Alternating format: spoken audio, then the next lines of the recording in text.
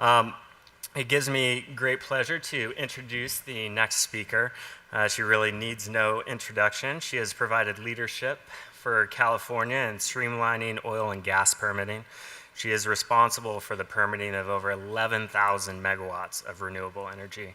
And she continues to be the oil, the gas, the wind, the solar, the geothermal, the energy advocate that all of us need. Please welcome Lorelei. Well, good morning. So every year we come together at this Kern Energy Summit, and we actually come here to answer a couple of questions. What have we accomplished, and what's next? That's what this Energy Summit is about. But I want to add a new question this year. What makes us so exceptional? What does make Kern County and our companies so exceptional? Our continuing goal here in Kern County is to be the energy center for California and produce jobs and profits for companies into 2025. So when I think about what makes us exceptional, you all have your own answers to that inside your companies. But when I think about it, it's actually our successful private-public partnership. So I want to talk about a little bit about our success story, about what we've accomplished. First of all, we are very proud about the successful implementation of the oil and gas permitting and the environmental impact report. The Planning and Natural Resources Department has processed over 1,000 permits this year for oil companies, with each taking an average of 5 to 7 days to review and issue a permit with comprehensive environmental protection.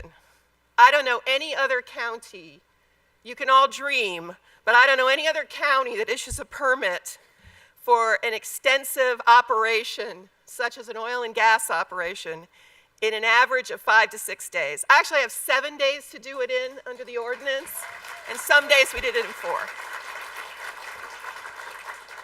But we couldn't have done that without the leadership of the oil companies in being willing to re-examine everything they do and make sure that they are doing it at the highest standard. And I want to take this opportunity to acknowledge WISPA, SIPA, and IOPA, and acknowledge the leadership of Suzanne Noble from WISPA, and Joe Ashley, who is here from Chevron, and Jonathan Lilly, Joe Ashley from CRC. Sorry, it's the cold medicine. And then Jonathan Lilly, who may not be here from Chevron. This is the 3-member team on the applicant side who worked tirelessly to adhere to the highest standards and to answer unending requests from government agencies, including myself, to make this all successful. And now our even bigger accomplishment is that other state agencies are relying on this comprehensive oil and gas EIR for their permitting, which was the entire intention. We are also introducing technology to streamline our application process and provide for even our small operators to have an advantage, where you will be able to go online, answer some questions, it'll generate your application for you, it'll generate your site plan for you, and we expect that this will be online in the next few weeks, and we will be expanding that to include other planning processes, such that when you come to government, the unending questions that we ask are actually automated, and you can come up with those answers. So on top of what we're doing in the oil and gas field, which we're very proud of, we continue to lead California in renewable energy, as you heard. We're continuing to process repowering projects and new solar projects beyond our 11,000 megawatts, so we've actually surpassed the 11,000. And I did some quick calculations. We are now at $30 billion of private investment money since 2009 in Kern County in renewable energy. I think we should acknowledge that.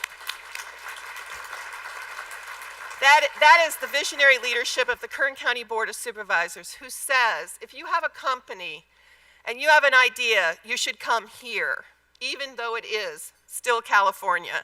And we will do our best to find a place for you. We'll let you know what works for us and doesn't work. And that is all private investment money, $30 billion. So the question is, what next? Well, we are redesigning county government. The Board of Supervisors has launched a strategic initiative to bring critical rethinking of all parts of government and lean management to our fiscal health. So I am one of the department heads, and I am excited about this process because for many years we have done more with less. And I like to say that this new process is doing better with less. And I think that everything can be re-examined, and we look to the examples of our companies, all of you here in this room who have gone through these kinds of re-engineerings, brought those ideas forward, and we look forward to a 2017 that redesigns our county government. But we do have challenges. It seems to be raining outside, which would be very nice. We could use some more rain because one of our challenges is in water.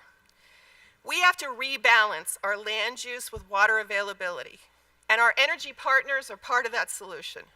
First, the oil companies are looking at providing new sources of water. They are in partnership to clean up produced water, and then it's used for agriculture. The next step is the innovative technology of using water treatment facilities for our unusable groundwater to clean it up and bring it to market. One of the things that makes us exceptional is the enormous background of technical expertise that we have, hundreds of years of technical expertise here in Kern County.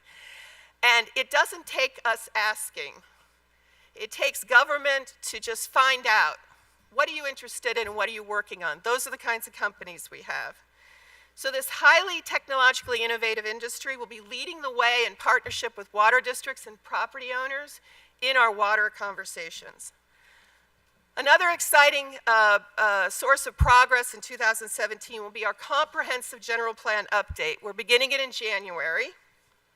As a reminder, Bakersfield is our largest population center, but we have 8,000 square miles in this entire county, and we have many and varied communities. So we have decided we wanted to create a more interactive conversation about the general plan. So every month, the second hearing of the Kern County Planning Commission will be an interactive discussion, an active conversation on a specific topic. So we'll have 1 month, we'll have a topic of energy, we'll have a topic on agriculture, we'll have a topic on healthy living, and the format's going to be it's going to be streamed online through KGov. You can see it on YouTube. We'll have stakeholder meetings in between. But this is really going to be an opportunity for us to re-examine our land uses, how we do business, what are our policies that are working and not working. For 6 months, we're going to look at all these areas. We're going to have our property owners bring their dreams and suggestions. And we're going to create a balanced land use plan for a new economic reality. And the #1 priority is to create jobs and economic prosperity while protecting the quality of life for communities. That's what we're going to do. And then that entire process will be brought to a public workshop at the Board of Supervisors so they can weigh in, and we'll continue looking at all the policies until we bring this to the Planning Commission and the Board at the end of 2018. We're going to update our energy element. We're going to have a new water element, a healthy living element, and those are going to be the centerpieces of our plan. Part of this new thinking in partnership with water is the creation of a solar overlay zoning district that could be used to incentivize property owners to replace water-intensive uses with commercial-scale solar. Yes, we would be streamlining the solar, but don't everybody get excited because it's going to go in places that the Kern County Board of Supervisors is interested in incentivizing water savings. So this is going to be a different kind of relationship in siting commercial scale solar. Doesn't mean that the other kinds of sites that we've normally done are off the table, but we were very interested in using solar as a replacement for water-intensive uses. This could be a win for property owners. They are going to face mandatory water restrictions, and I can tell you that Sacramento is very excited about this concept. This will be the first time that we've looked at other benefits, other external benefits of renewable energy siting. Renewable energy projects continue to innovate with battery storage projects to ensure reliability, and my department is very interested in any ideas on battery storage. We have an over-the-counter permit for battery storage in certain locations, and we look forward to increasing the reliability of our projects. We're going to become the new center of alternative fuels through innovative biomass conversion, critical to meet the California low carbon standards. When Sacramento makes policy, we get busy to make money and jobs. That's what Kern County does. So we look forward to new types of crops for biodiesel production, energy from manure and biodigesters, and they're all going to be part of our new energy landscape. And as oil prices come up, we will be ready with streamlined permitting and all the CEQA coverage for a variety of state agencies. So I leave you with the question for today. What makes us exceptional as people, as companies, as a government? And the answer to that inquiry will provide our next basis for our ongoing accomplishments to continue to be the energy center of California, produce jobs and profit for our companies into 2025. Thank you so much for being here. It is an honor, and I wanted to make sure that everybody knows that it is a privilege to work for the Kern County Board of Supervisors. They are the visionaries who make me powerful and give me the ability to make us an energy center. Thank you. Where's Richard?